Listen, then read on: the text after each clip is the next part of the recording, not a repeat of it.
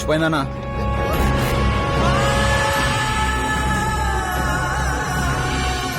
దాని ఎవడైతే ఏమి ఉండకూడదు చెక్ చేయండి. సరే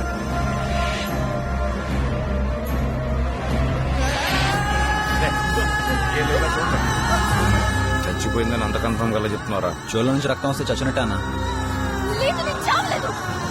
ఎవరా మీరు? ఎందుకు నన్ను ఇలా చేశారు?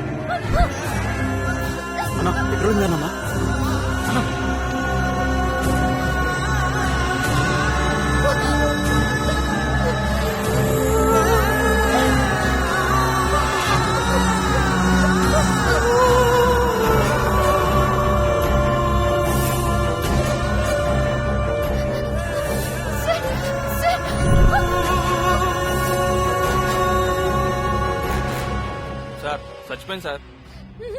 స్టేషన్ కి ఇన్ఫార్మ్ చేయండి. నేను డ్రైవర్ స్పాట్ లోనే చనిపోయామని నిర్ధారించి బాడీలను మార్చరీకి పంపించారు.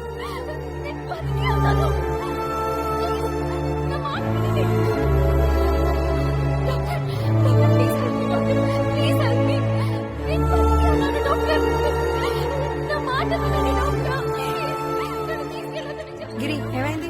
యాక్సిడెంట్ కేసు మేడం, స్పాట్ లోనే చచ్చిపోయింది. బతుకున్న వాళ్ళకి ఎలాగో రెస్పెక్ట్ ఇవ్వరు, కనీసం చనిపోయిన వాళ్ళకన్నా రెస్పెక్ట్ ఇవ్వండి అయ్యా.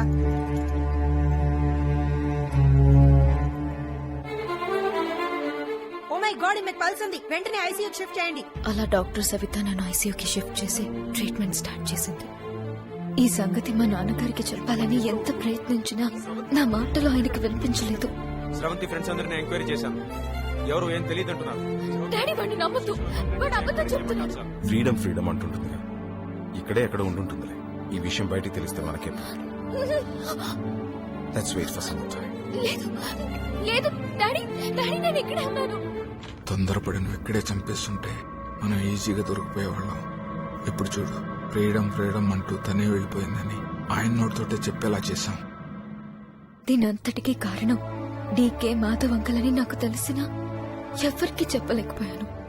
ఇండియాలో ఒక గవర్నమెంట్ హాస్పిటల్లో అనాథలా చావబోతున్నానని నాకు అర్థమైంది. అన్ని ఆశలు వదులుకున్న నాకు నీ పిలుపు తిరిగి ప్రాణం పోసింది. ఇన్ని వందల కోట్ల మంది ఉన్న ఈ ప్రపంచంలో నన్ను చూసిన ఒకే ఒక్క మనిషివి నువ్వే.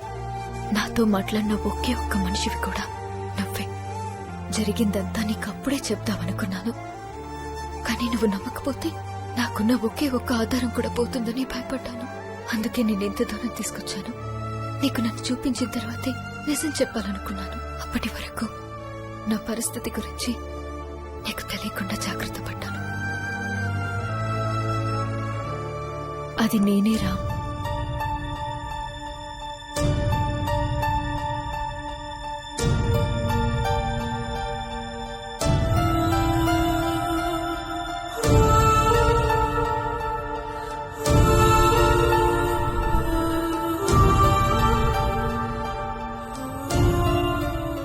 ఆశ్చర్యంగా ఉంది కదా.